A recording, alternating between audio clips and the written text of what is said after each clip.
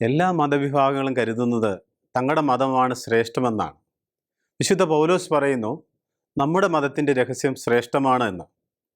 എന്താണ് പൗലോസിനെ ഇങ്ങനെ പറയാൻ പ്രേരിപ്പിച്ചത്?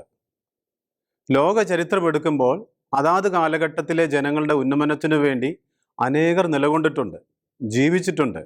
അനേകർ സമൂഹത്തിൻ്റെ ഉന്നമനത്തിനു വേണ്ടി തങ്ങളുടെ ജീവൻ ബലിയർപ്പിച്ചിട്ടുമുണ്ട്. അതുപോലെയാണോ യേശു ക്രിസ്തു മനുഷ്യകുലത്തിൻ്റെ നന്മയ്ക്കും രക്ഷയ്ക്കും വേണ്ടി സ്വജീവൻ ബലിയർപ്പിച്ചത്? അതിലെന്തെങ്കിലും വിശേഷവിധിയായിട്ടുണ്ടോ?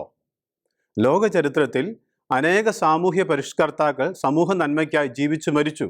ഇവരിൽ നിന്നൊക്കെ യേശുവിനെ വ്യതിരക്തനാക്കുന്നത് എന്താണ്?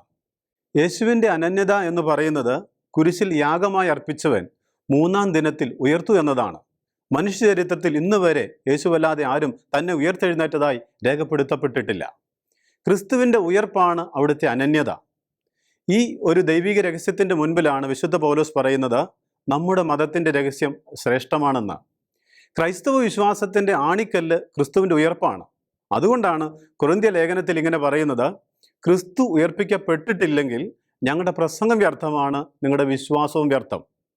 എന്താണ് ഉയർപ്പിൻ്റെ പ്രത്യേകത?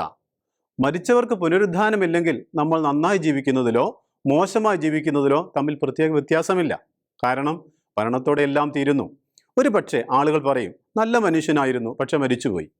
നാം ദുഷ്ടനായിരുന്നെങ്കിൽ ആളുകൾ പറയും, ഒരു നീചനായ മനുഷ്യനായിരുന്നു പക്ഷെ അവസാനിച്ചു. ഉയർപ്പാണ് നമ്മുടെ നന്മ തിന്മകളുടെ പ്രതിഫലം നിശ്ചയിക്കുന്നത്. എല്ലാ മനുഷ്യരും ന്യായവിധിക്കായി യേശു ക്രിസ്തുവിൻ്റെ ന്യായാസനത്തിന് മുമ്പിൽ നിൽക്കേണ്ടി വരും. ഈ വിശ്വാസമാണ് ക്രിസ്തീയ വിശ്വാസത്തിൻ്റെ കേന്ദ്രബിന്ദു. ഉയർപ്പ് നൽകുന്ന ഉറപ്പാണ് ഒരു ക്രിസ്തീയ ജീവിതത്തെ മുന്നോട്ട് നയിക്കുന്നതും നയിക്കേണ്ടതും. യേശുവിൻ്റെ ഉയർപ്പ് ഓരോ വ്യക്തിയോടും വിളിച്ചു പറയുന്ന സത്യം ദുഃഖവെള്ളി കൊണ്ട് അവസാനിക്കുന്നതല്ല നമ്മുടെ ക്രിസ്തീയ ജീവിതം എന്നാണ്. അത് ഉയർപ്പിൻ്റെ മഹിമയിൽ എത്തിച്ചേരാൻ വിളിക്കപ്പെട്ടതാണ്.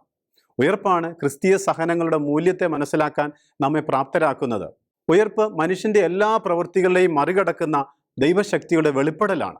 യഹൂദർ കർത്താവായ യേശു ക്രിസ്തുവിനെതിരെ ഗൂഢാലോചന നടത്തി അവിടുത്തെ കുരിശിൽ തറച്ചു കൊന്നു. കല്ലറയിൽ അടക്കിയപ്പോൾ എല്ലാം തീർന്നു എന്നവർ കരുതി. എന്നാൽ മനുഷ്യൻ്റെ എല്ലാ ധാരണകളെയും അതിലംഘിച്ച് ദൈവശക്തിയാൽ യേശു കല്ലറയെ പിളർന്ന് ഉദ്ധാനത്തിൻ്റെ മഹിമയിലേക്ക് പ്രവേശിച്ചു. ഉയർപ്പെന്ന ദൈവിക രഹസ്യത്തിന് മുമ്പിൽ നിന്നാണ് വിശുദ്ധ പൗലോസ് വിളിച്ചു പറഞ്ഞത്, നമ്മുടെ മതത്തിൻ്റെ രഹസ്യം ശ്രേഷ്ഠമാണെന്ന്. അതിൻ്റെ അടിസ്ഥാനമാകട്ടെ ക്രിസ്തുവിൻ്റെ ഉദ്ധാനവും.